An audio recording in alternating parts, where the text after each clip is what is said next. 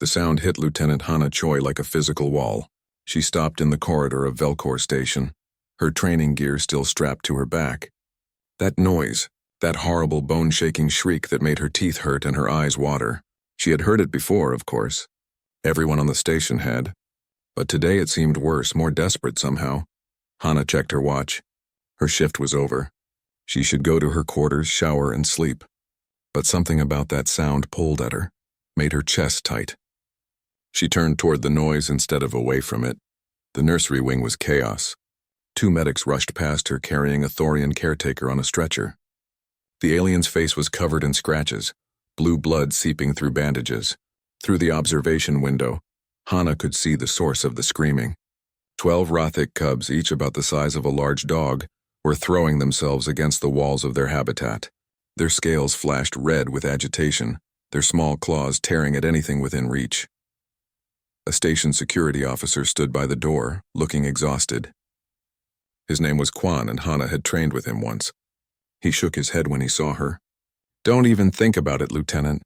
17th caretaker quit today. Those things are monsters." Hana watched the cubs through the glass. They weren't attacking each other, she noticed. They were moving together like a unit. Their yowls were synchronized. "They're scared," she said. Quan laughed without humor. "Scared? They put 3 people in medical this week." "They're babies," Hana said. "Babies who don't understand where they are or why their parents left them." She had seen this before, back on the colony where she grew up. Different species, same fear. Before Quan could stop her, Hana entered the access code she had seen him use. The door slid open. The smell hit her first, sharp and musky. Then the sound got louder, drilling into her skull. She stepped inside and let the door close behind her. The cubs noticed her immediately. 12 pairs of yellow eyes fixed on her. The yowling stopped for just a moment, replaced by low growling. They began to circle her, testing, looking for weakness. Hana had seconds to make a choice. She could back away, show fear and prove she was no different from the others, or she could trust her instincts. She sat down on the floor cross-legged and closed her eyes. The growling grew closer. She could feel their breath on her skin, hot and quick. Claws clicked on the metal floor. Something touched her arm, rough and scaly. Hana took a slow breath and began to hum. It was an old song from Earth, something her mother had sung when Hana was small. She didn't remember the words anymore, just the melody. The first cub pressed against her side, then another. The growling changed pitch, becoming softer, almost questioning. Hana kept humming, kept her eyes closed, kept her breathing steady. She reached out slowly and touched the nearest cub. Running her hand along its scaled back. It was warm and she could feel its rapid heartbeat starting to slow. Minutes passed. The yowling didn't return. When Hana finally opened her eyes, all 12 cubs were either pressed against her or lying nearby. 2 had fallen asleep. 1 was making a soft chirping sound, almost like a purr. She smiled. Outside the habitat, an alarm was blaring. Through the glass, she could see a crowd gathering. Security officers, medical staff, other instructors, all staring. Hana realized what this must look like. She tried to stand, but the cubs immediately protested, making distressed noises. She settled back down. The door opened and Commandant Taeyang Park entered carefully. He was a tall man with gray hair and a face that rarely showed emotion. But now he looked genuinely shocked. "Lieutenant Choi, what have you done?" "They were scared, sir," Hana said simply. "I calmed them down." 17 trained xenobiologists couldn't calm them down, Taeyang said. 3 military handlers couldn't calm them down. The Rothic elder himself couldn't calm them down. "What did you do differently?" Hana thought about it. "I wasn't afraid of them. And I didn't treat them like weapons or problems. I treated them like children." One of the cubs crawled into her lap, nearly knocking her over. It was heavy, all muscle and scale, but it curled up like a puppy. Hana stroked its head, and it made that chirping sound again. "The Rothic ambassador is threatening to pull out of the alliance," Taeyang said quietly. "He says we can't properly care for their young. He says it's proof that humans don't belong in the academy." He paused, watching Hana with the cubs. "But if he sees this, maybe he'll change his mind." "Sir, I need to get up eventually," Hana said. "I can't stay here all night." As if they understood her words, the cubs started making distressed sounds. Their eyes opened wide, their scales flickered red again. Hana resumed humming and they calmed. She looked at Taeyang helplessly. It appears they've bonded with you, Taeyang said. He didn't sound happy about it. I'll call Dr. Minji An. She needs to see this. Over the next hour, various people came to observe. Dr. An, a xenobiologist from Earth, took readings and made notes. The Rathic Elder, a massive reptilian creature named Vector, watched in silence. When Hana tried to leave again, the cubs became agitated. When she stayed, they settled. Finally, Ambassador Krethix himself arrived. He was even larger than Vector, his scales dark and scarred from many battles. He stared at Hana for a long time. "This is impossible," he said in heavily accented standard. "Rathic young bond only with strength. You are small, soft, weak." "Maybe they don't need more strength," Hana said carefully. "Maybe they need to feel safe." Krethix made a sound that might have been a laugh or a threat. "You have no idea what you've done, human. These cubs will imprint on you. They will see you as their mother figure. If you leave, they will grieve. If you stay, they will never learn to be proper Rathic. Or maybe they'll learn to be something better," Hana said, then immediately regretted it. But Krethix didn't seem angry. He seemed thoughtful. "We shall see," he said. "The council will decide what to do with you tomorrow." That night, Hana slept in the habitat with the cubs piled around her. She dreamed of her brother Do-hyun, of the accident that took him, of all the times she couldn't protect him. When she woke, the cubs were still there, warm and alive and breathing. This time maybe she could do better. This time she wouldn't fail. The council meeting lasted 3 hours.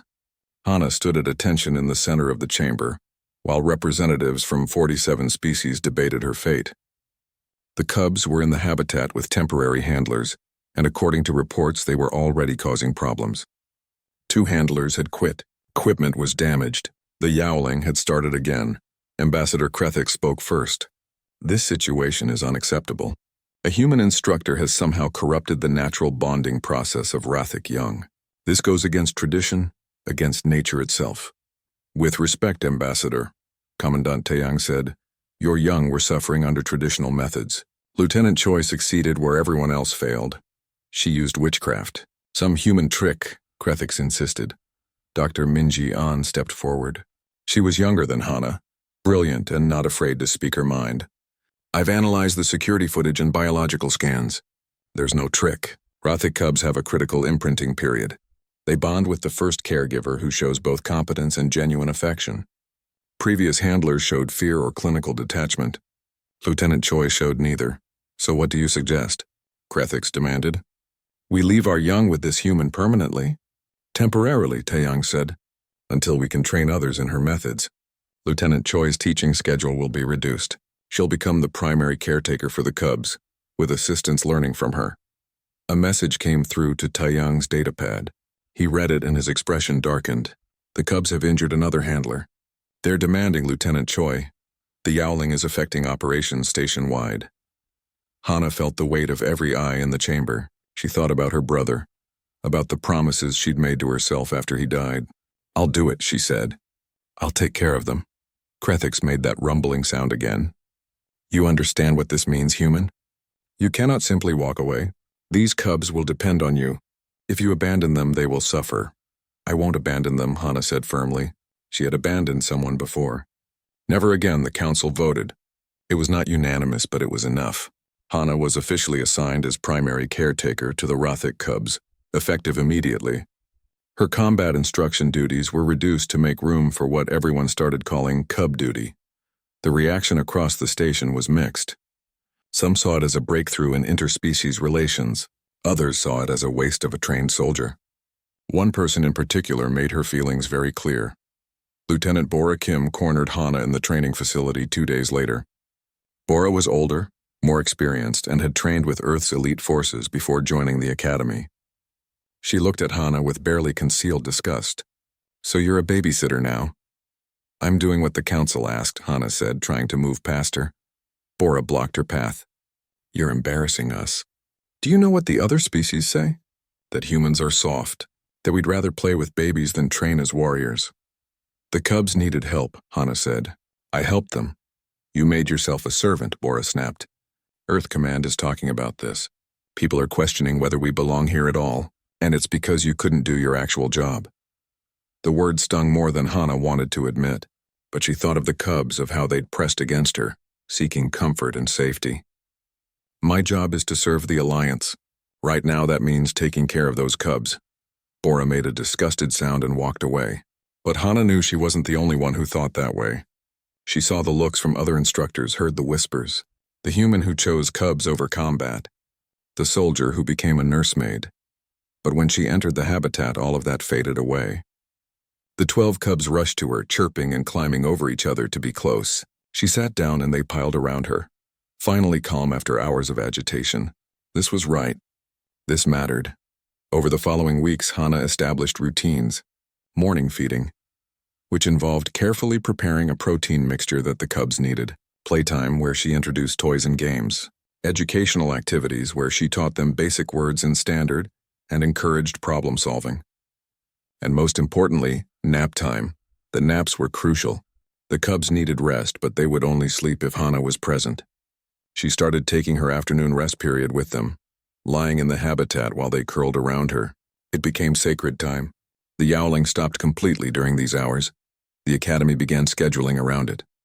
Training exercises that might cause noise were moved to different times. Meetings were rescheduled. Drills were postponed. Within a month, every operation on Velcor Station was planned around Hana's nap time with the cubs.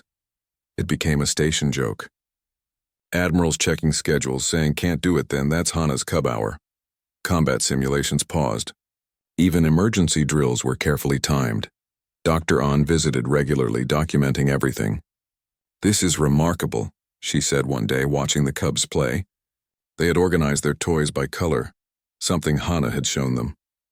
They're developing faster than any previous Rothic generation. Social skills, language acquisition, emotional regulation, all advanced. They just needed structure, Hana said, and someone who believed in them. But success brought new challenges. Hana received a message from Earth Command. Her record had been reviewed. Her unconventional success had been noted. They wanted to promote her to commander and transfer her to a new facility. She would have to leave the station. Leave the cubs. Hana sat in her quarters, staring at the message. This was everything she'd worked for. A promotion, recognition, a chance to advance her career. But when she closed her eyes, she saw Do-hyun's face. She remembered the day of the accident, how she hadn't been there, how she'd failed him. She couldn't do it again. Hana sent her response. She declined the promotion. She requested to remain at Velcor Station as primary caretaker for the cubs. Earth Command's reply was terse. They considered it a waste of her talents, maybe it was. But when Hana returned to the habitat and the cubs mobbed her with joy, chirping and climbing into her lap, she knew she'd made the right choice. That night, during evening feeding, one of the smallest cubs looked up at her and made a sound she'd never heard before. It was soft, almost like a word. Hana.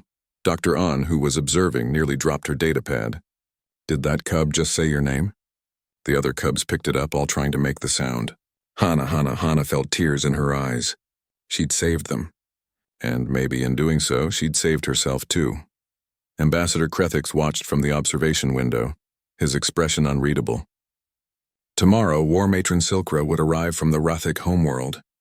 She was coming to judge whether these cubs were being raised properly or corrupted beyond recognition. The real test was just beginning. War Matron Silkra arrived on a Rothic warship that made half the station nervous. She was enormous, easily twice the size of Ambassador Krethix, with battle scars covering her dark scales. When she walked through the corridors, people stepped aside. Her reputation preceded her. She had led campaigns against 3 different hostile species and won them all. She did not request to meet with Commandant Taiyang. She demanded it. Hana was called to the meeting. She arrived to find Silkra standing in the center of the office, making the large room feel small. The war matron looked at her with cold yellow eyes. This is the human? Silkra's voice was deep and resonant. This small soft thing? Lieutenant Hana Choi, Taeyang said carefully. Primary caretaker to your cubs. Silkra made a disgusted sound. Rothic young do not need caretakers. They need challengers. They need to learn strength through struggle. This is our way. This has always been our way. Your way wasn't working, Dr. An said quietly. Everyone turned to look at her. She didn't back down. The cubs were traumatized, aggressive, unable to learn. They were suffering. Suffering builds character, Silkra said. Comfort builds weakness. Comfort builds trust, Hana said. All eyes turned to her. She took a breath and continued. The cubs were too stressed to learn anything. They were in survival mode every moment. I didn't make them weak. I made them feel safe enough to grow. Silkra moved closer to Hana, looming over her. I will observe these cubs. If I find they have been corrupted, if they have lost the warrior spirit of our people, I will take them back to our homeworld. And this experiment of yours will end. The observation was scheduled for the next day. That night, Hana couldn't sleep. She lay in the habitat with the cubs around her, listening to their breathing. They trusted her completely. What if Silkra was right? What if she had made them too soft, too dependent? Morning came too quickly. Silkra arrived at the habitat with Ambassador Krethix and a delegation of Rathic observers. The cubs were playing when she entered, working together to solve a puzzle Hana had created. They looked up when the door opened, saw the massive Rathic adults, and immediately moved behind Hana. You see, Silkra said. They cower, they hide. This is not Rathic behavior. They're being cautious with strangers, Hana said. That's smart, not weak. Rathic young charge first, think later. It is instinct. Maybe instinct can be improved, Hana said, then regretted it. You didn't tell a war matron that her species' instincts needed improvement. But Silkra didn't attack. She watched as Hana coaxed the cubs forward, introducing them one by one to their own people. The cubs were nervous but controlled. They didn't yowl. They didn't attack. They communicated. Over the next week, Silkra observed everything. Feeding time, where the cubs waited patiently for their meals instead of fighting. Playtime, where they cooperated and shared. Training time, where Hana taught them basic combat moves modified for their age and size. The cubs learned quickly, their natural Rathic aggression channeled into controlled techniques. But it was nap time that changed everything. Silkra insisted on observing the famous afternoon rest period. She watched as Hana settled into the habitat, as the cubs gathered around her as silence fell over the space. Within minutes, all 12 cubs were asleep, some curled against Hana, others nearby. The station seemed to hold its breath. This is when they are most vulnerable, Silkra said quietly. In the wild, Rathic young never sleep like this. They take turns, always alert, always ready. They're not in the wild, Hana said, careful not to wake the cubs. They're in a safe place. They can rest. And when they return to our world, when they face real danger, they will have forgotten how to be vigilant. Hana had thought about this. Or they'll know the difference between safety and danger. They'll know when to rest and when to fight. That's wisdom, not weakness. Silkra was silent for a long time. Finally she spoke. On my world I have 4 offspring.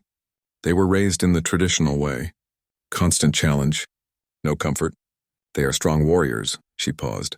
They also do not speak to me unless necessary. They show no affection. They trust no one, not even their own warband. Is this strength? Or is it damage? The question hung in the air. Hana didn't answer. She didn't need to. The decision came 3 days later. Silkra stood before the council with her delegation. I came here expecting to find weakness. Instead, I found evolution. These cubs are developing in ways we did not think possible. They retain their warrior spirit but add to it something we have lost. Cooperation, communication, trust. She turned to look at Hana. The human has done what we could not. She has made them better. The relief in the chamber was palpable, but Silkra wasn't finished. Therefore, I propose that Lieutenant Choi's methods be formally recognized by the Alliance. The Choi method, we will call it. Other species should learn from this. Other young should benefit, Commandant Taeyang stood. The Academy would be honored to establish a training program. Lieutenant Choi can teach instructors from across the Alliance. Over the following months, everything changed. Instructors from 20 different species came to Velcor Station to learn. Hana taught them patience, observation, and empathy, how to read body language across species, how to establish trust, how to provide structure without crushing spirit. The cubs continued to thrive. They were larger now, more coordinated, speaking in both standard and their native Rathic language. They called Hana Mother Hana in their tongue, and she'd stopped correcting them. In every way that mattered, that's what she was. Even Bora Kim came around. She attended one of Hana's training sessions and watched the cubs practice combat forms. They moved with precision, working as a unit, their natural aggression focused and controlled. Afterward, Bora approached Hana. I was wrong, she said simply. I thought you'd made them weak. But they're stronger than any Rathic cubs I've ever seen. And it's because of you. It's because someone finally gave them what they needed, Hana said. Earth Command sent a new message, Bora added. They're calling you a pioneer in interspecies relations. They want to award you a commendation. Hana smiled. Tell them I'm busy. It's almost nap time. And it was true. Across the station, operations were winding down for the afternoon. Drills postponed. Meetings rescheduled. Admirals checking schedules and planning around the sacred hour. The Academy had learned to bend its routines to accommodate 1 human and 12 cubs. In the habitat, the cubs were already settling down, waiting for Hana. She entered and they chirped in greeting, already drowsy. She sat in her usual spot and they arranged themselves around her, warm and heavy and alive. As she hummed the old Earth lullaby, Hana thought about her brother Do-hyun. She thought about promises and failures and second chances. She hadn't been able to save him, but she'd saved these 12, and through them maybe she was saving herself. Outside, War Matron Silkra watched through the observation window. Beside her, Ambassador Krethix nodded slowly. Perhaps, he said, we have been doing it wrong for a very long time. Perhaps, Silkra agreed. The question is, are we brave enough to change? The answer would come sooner than any of them expected. The intelligence report came during morning briefing. Commandant Taeyang's face was grim as he shared it with senior staff. A terrorist group called the Purity Coalition had been making threats against the Academy. They believed humans were corrupting the galaxy's warrior cultures. They saw Velcor Station as a symbol of everything wrong with the Alliance. How serious is the threat? Captain Junho Lee asked. He was head of station security, a veteran of 3 conflicts. Very serious, Taeyang said. They've attacked 2 other Alliance facilities in the past month, both times targeting areas they consider contaminated by human influence. Hana's blood ran cold. The nursery wing? Yes, Taeyang confirmed. Intelligence suggests they'll specifically target the cubs. They want to prove that human methods make young aliens weak and vulnerable. Security was increased throughout the station. Patrols doubled. Access to the nursery wing was restricted. But Hana knew the cubs couldn't live in lockdown. They needed their routines. Disruption would set them back months. Dr. An pulled her aside after the meeting. Maybe you should evacuate the cubs. Take them somewhere safer. Moving them would traumatize them, Hana said. And we can't run every time someone makes a threat. We have to trust security. But that night Hana couldn't sleep. She lay awake in her quarters thinking about all the ways the cubs could be hurt. It felt like losing Do-hyun all over again. That same helpless fear, that knowledge that danger was coming and she might not be able to stop it. She went to the habitat early the next morning. The cubs sensed her anxiety immediately. They pressed close, making worried chirping sounds. Hana forced herself to relax, to sing their lullaby, to pretend everything was fine. Cubs knew when adults were scared. She couldn't let them feel her fear.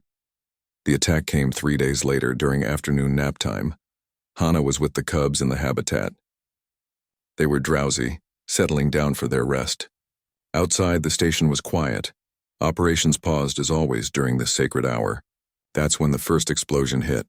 The habitat shook. Emergency alarms blared. The cubs woke instantly, scales flashing red with alarm. They started to panic, started to yowl, but Hana acted fast. Eyes on me, she said firmly, using the command voice she'd developed. 12 pairs of yellow eyes locked onto her. We've trained for this. Stay together, stay calm. I've got you. Another explosion, closer this time. Through the observation window, Hana could see smoke in the corridor. The lights flickered and died, replaced by emergency lighting that cast everything in red. Her communication device crackled. Captain Junho's voice came through, tense and clipped. All personnel, we have hostile forces on board. Multiple breach points. Nursery wing is a confirmed target. Lieutenant Choi, secure the cubs and hold position. Help is coming. But Hana knew help might not arrive in time. The habitat door was reinforced, but it wouldn't hold against determined attackers. She looked at the cubs. They were scared, but they were looking to her for guidance, just like they'd been trained. Listen carefully, Hana said. Bad people are coming. People who want to hurt you to prove you're weak. Are you weak? The cubs made negative sounds, a rumbling growl that came from deep in their chests. They were young, but they were still Rothic. They were still warriors. Then we show them they're wrong, Hana said. Formation Delta now. The cubs moved into position. It was a defensive formation Hana had taught them, modified from human military tactics. They formed a circle facing outward with Hana in the center. The smallest cubs were protected in the middle, the largest on the outside. They'd practiced this dozens of times as a game. Now it was real. The habitat door exploded inward. 4 figures in combat armor rushed through the smoke.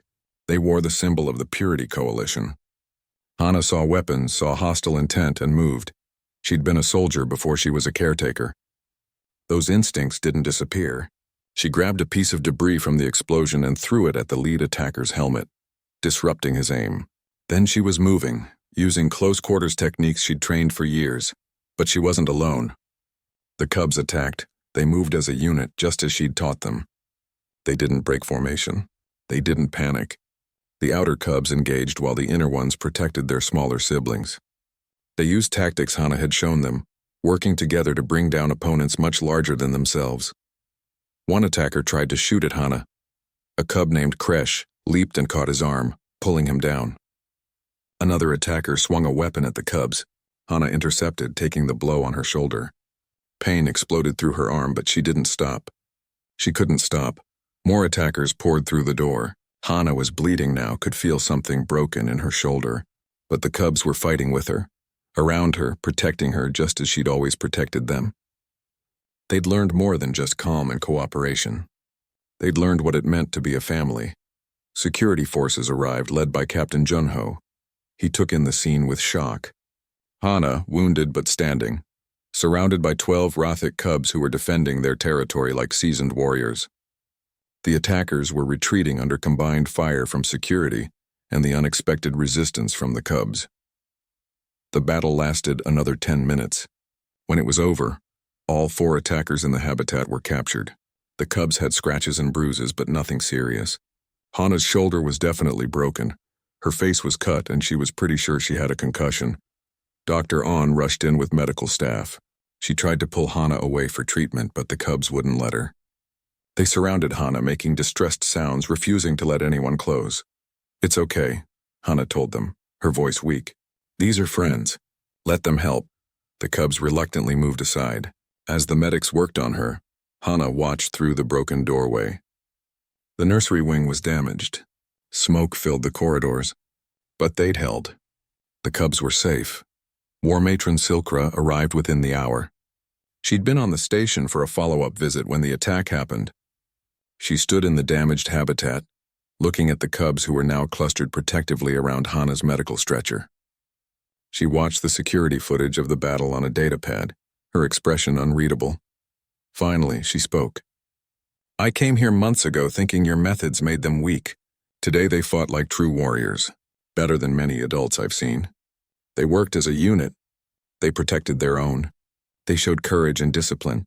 She looked at Hana. "This is not corruption. This is evolution. You have given them something we lost generations ago. You have made them both strong and wise." Ambassador Krethix was watching the footage too. They didn't fight with wild rage. They fought with purpose, with strategy, with love for each other and for you. Hana tried to respond, but the pain medication was making her drowsy. The last thing she saw before unconsciousness took her was the cubs, all 12 of them, watching over her just as she'd watched over them so many times before. When she woke in medical 3 days later, the first thing she saw was cubs. They'd been allowed in by special permission, were sleeping around her bed just like they did during nap time. Dr. An was there too, checking monitors. "The station survived," she said quietly. "Minimal casualties. The attackers failed. And do you know why?" She smiled. "Because when they reached the nursery wing, they found something they didn't expect. They found a mother protecting her children, and children who would die to protect their mother." Hana closed her eyes. She'd kept her promise. She hadn't abandoned them. And when danger came, they hadn't abandoned her either. Outside, the galaxy was learning what the Purity Coalition had discovered the hard way. Humans didn't make other species weak. They made them stronger in ways that mattered. 3 cycles passed. The galaxy changed in ways no one had predicted. Hana stood at the observation window of Velcor Station's new nursery wing. The old one had been destroyed in the attack and rebuilt bigger, better, designed from the ground up using what everyone now called the Choi method. She watched as instructors from a dozen different species worked with young aliens of various kinds. A Thorian teacher was singing to a group of Belkari infants. A Corvin handler was playing gentle games with Daxian cubs. All of them had trained with Hana. Her shoulder had healed, though it ached sometimes when she moved wrong. The scar on her face was permanent. She didn't mind. Scars told stories, and this was one worth telling. Behind her, someone cleared their throat. She turned to find Lieutenant Bora Kim, who now served as her co-director of the Interspecies Development Division. They'd become close friends after the attack. Bora had been one of the first responders, had helped fight off the remaining attackers. "The delegation from the Rathik homeworld is here," Bora said. "They want to see the cubs." The cubs weren't cubs anymore. They were juveniles now, each nearly as tall as Hana, their scales darker and more defined. But they still came running when she entered their new, larger habitat. They still made that chirping sound. They still called her Mother Hana. War Matron Silkra led the delegation. With her were 5 other Rathik leaders, all of them warriors of high rank. They watched as the cubs demonstrated their skills. Combat forms, yes, but also communication exercises, problem-solving tasks, teamwork drills. The cubs moved with confidence and precision. They were strong, but more than that, they were balanced. "On our homeworld," Silkra said to the assembled group, "we have begun implementing new methods for raising our young, methods based on what we learned here. It is difficult. Many resist. They say we are becoming soft." She looked at Hana. "But then we show them footage of the attack. We show them 12 young cubs barely past infancy, fighting with the courage of veterans. Fighting not from fear or rage, but from love and duty. That silences the critics." One of the other Rathik leaders, an elder named Kormath, spoke up. "I came here to observe, to judge whether this was truly beneficial or simply human sentiment. But I see now what has been created. Warriors who think, who feel, who bond. This is not weakness. This is the future of our species." Ambassador Krathix, who had become one of Hana's strongest supporters, added, "The Galactic Alliance has formally recognized the Choi method as standard practice for all species young in Alliance facilities. 27 species have requested training. 15 have already begun implementing changes on their homeworlds." Hana felt overwhelmed. She just wanted to help some scared babies. She'd never intended to change an entire galaxy. After the delegation left, she sat with the cubs during their afternoon rest period. Yes, they still had nap time. Yes, the station still scheduled around it. Some things were too important to change. The largest cub, Kresh, rested his heavy head on her lap. "Mother Hana," he said in careful standard. "The War Matron says we leave soon. Go to homeworld." Hana had known this was coming. The cubs were old enough now to begin the next phase of their training. They needed to learn their own culture, their own history, but the thought of them leaving made her chest tight. "Yes," she said quietly. "You'll go home. Will you come?" Another cub, Silka, asked. "Will you come to homeworld?" Hana had been asked that question by Silkra herself. The Rathik wanted her to come, to help implement the new methods across their entire species.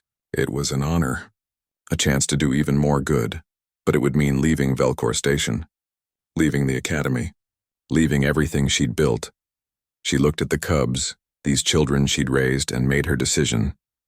"Yes, I'll come with you." The cubs made happy chirping sounds. They didn't yowl anymore, hadn't in years. That sound was gone, replaced by healthier expressions of emotion. Dr. An found her that evening in her quarters, packing. "You're really going?" "They need me," Hana said simply. "This is bigger than just 12 cubs now. This is about changing how an entire species raises their young. How can I say no to that?" "Earth Command finally approved your promotion," An said. "Commander Choi, it's official," Hana smiled. "Only took them 3 cycles. They're also assigning someone to take your place here. Someone trained in your methods," An paused. "It's Lieutenant Bora Kim." That was fitting. Bora had changed the most of anyone. She'd gone from viewing caretaking as weakness to understanding it as strength. She'd be good at this. The departure ceremony was held a week later. It seemed like the entire station turned out. Instructors Hana had trained. Students she'd taught. Species from across the Alliance who'd come to watch the cubs grow up. Commandant Taeyang, now Admiral Taeyang after his promotion, spoke first. 3 cycles ago, Lieutenant Choi did something impossible. She calmed cubs that no one else could calm. She taught them. She protected them. She loved them. In doing so, she changed not just those cubs, but all of us. The Academy is different now. Better. We don't just train warriors anymore. We build bridges between species. We teach that strength comes in many forms. He looked at Hana. Commander Choi, we will miss you, but we're proud of what you'll do next. Captain Junho Lee presented her with a medal, the Alliance Star for Extraordinary Service. Hana accepted it, but what meant more were the personal goodbyes. Dr. An hugged her. Bora saluted with tears in her eyes.